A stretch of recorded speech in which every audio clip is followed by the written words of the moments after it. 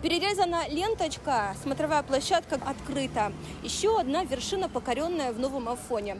Высота более 27 метров. 100 человек она может выдержать за раз. На смотровые площадки можно подняться по желанию по лестнице или же лифтом.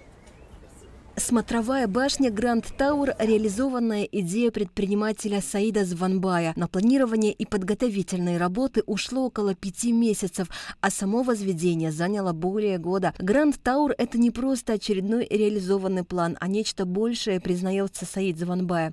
Подобных этому в Абхазии объектов нет. Не надо изобретать велосипед, все давным-давно за нас уже придумали. Это практика практически всех курортных городов.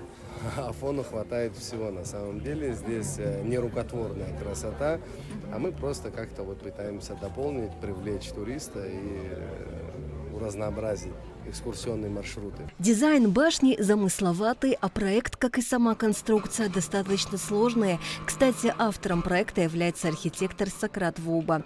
Башня выполнена из 50 тонн железа. Для ее прочности и устойчивости в землю вбиты 12 свай, каждая в глубину до 9 метров. Для визуального эффекта и облегчения конструкции ступени и полы ярусов выполнены из специальных железных листов с отверстиями. Лифт в башне современный, комфортный и, главное, надежный. Лифт грузоподъемностью 1000 килограмм, 15 человек. Значит, на башню могут одновременно забраться до 100 человек. Танцевать, не сбегать, не забегать на башню не рекомендуется.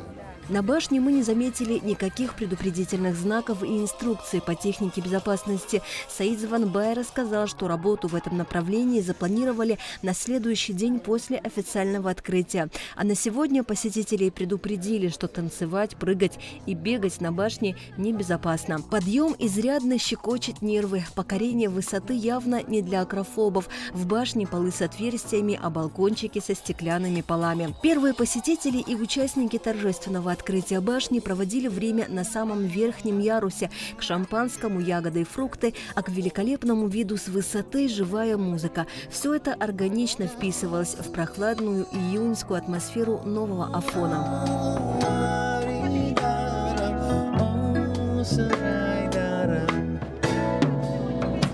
Прекрасное море, прекрасный вид. Вообще, конечно, святые места – это что-то с чем-то. Природа. Это все можно отдать за нее. Мы пришли сюда одними из первых, когда еще не так много народу было. Насладились всеми этими видами. Очень обрадовались тому, что появилась новая достопримечательность в Абхазии. Мы очень рады сюда приезжать вновь и радоваться чему-то новому. Ну и тому, что старое сохраняется. Если для туристов эта башня еще один вид досуга, для местных нечто большее. Я думаю, это пойдет на пользу и городу, и республике.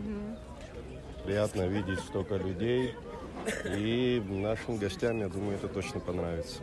Какой доход в местный бюджет принесет этот новый туристический объект, пока неизвестно даже приблизительно. Саид Званбай рассказал, что стоимость билета для взрослого составляет 200 рублей, а деткам до 6 лет бесплатно. И это единственный из расчетов, сделанных после запуска объекта. А еще предприимчивый житель Нового Афона к следующему году планирует ввести в эксплуатацию колесо обозрения. Он уточнил, что основа уже готова, и она виднеется со смотровой башни. А пока горожане и гости привыкают, что неподалеку от Новоафонской пещеры теперь есть рукотворная достопримечательность – смотровая башня Гранд Тауэр.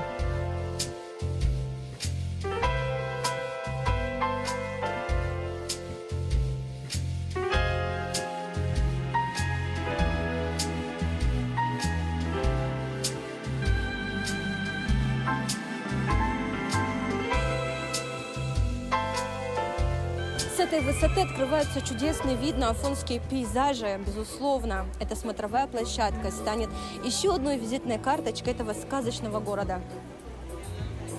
Асида Малия, Адам Арджения, Абхазское телевидение.